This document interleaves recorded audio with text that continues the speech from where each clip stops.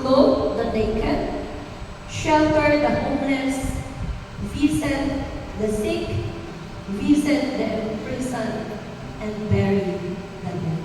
Now, amidst this difficult way in loving likewise, let us be assured of the God's promise in this scripture, which serves as our third Bible verse, and it says in John chapter 16, verse 23, I have told you this so that you might have peace in me. In the world, you will have trouble, but take courage. I have conquered the world. Sinasabi ko ito sa inyo upang kayo'y magkaroon ng kapayapaan sa pakikipag-isa sa akin. Magdaranas kayo ng kapighatian sa mundong ito. Ngunit, tibayan ninyo ang inyong mga loob na pagtagumpayan ko na ang sanlibutan. Certainly, with Jesus Christ, we can live a victorious life in loving life. Now, the central message of our talk for tonight, the season of Lent, prompts us to emulate Christ's love and share the victory of His resurrection in our own lives. Because in all aspects of our lives, God is with us. No, narinig ko kanina ang sharing natin, patunay na ang Diyos ay palaging kasama natin sa anumang sistema ng ating buhay. At bilang patunay na ang Diyos ay kasama natin sa lahat ng aspeto ng ating buhay, nais ko pong ibahagi sa inyo, I know that you are familiar with the story, the footprints in the sand. Right? Now, one night, a man dreamed that he was walking along the beach with the Lord. Across the dark sky flashed a scene from his life. For each scene, he noticed two sets of footprints in the sand. One belonged to him, and one to the Lord.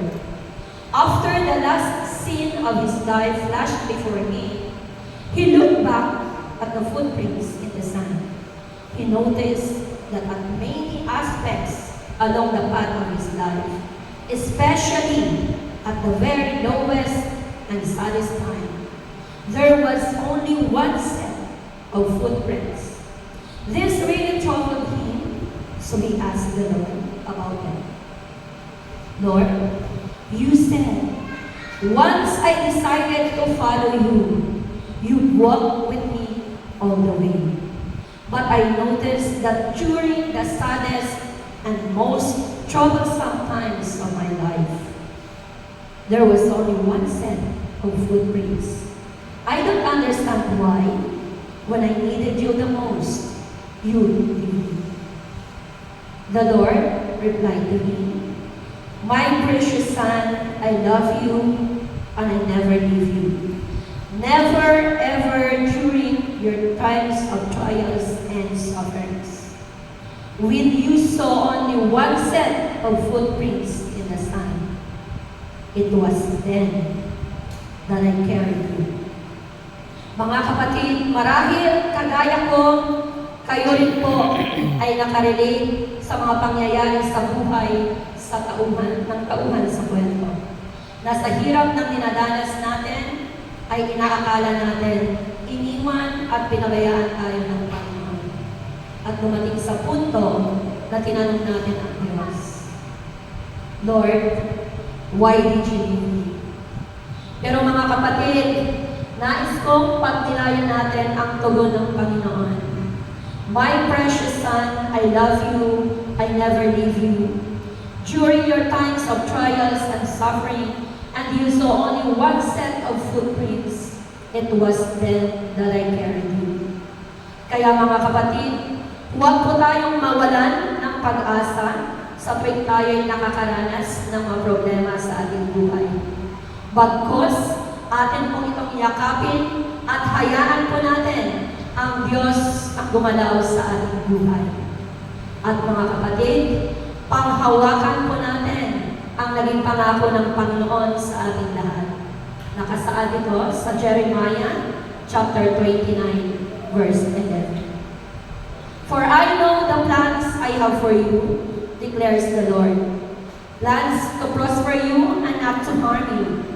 Plans to give you hope and a future. With that, we will have a victorious life in loving like Christ. Palakpakan po natin ang Panginoon.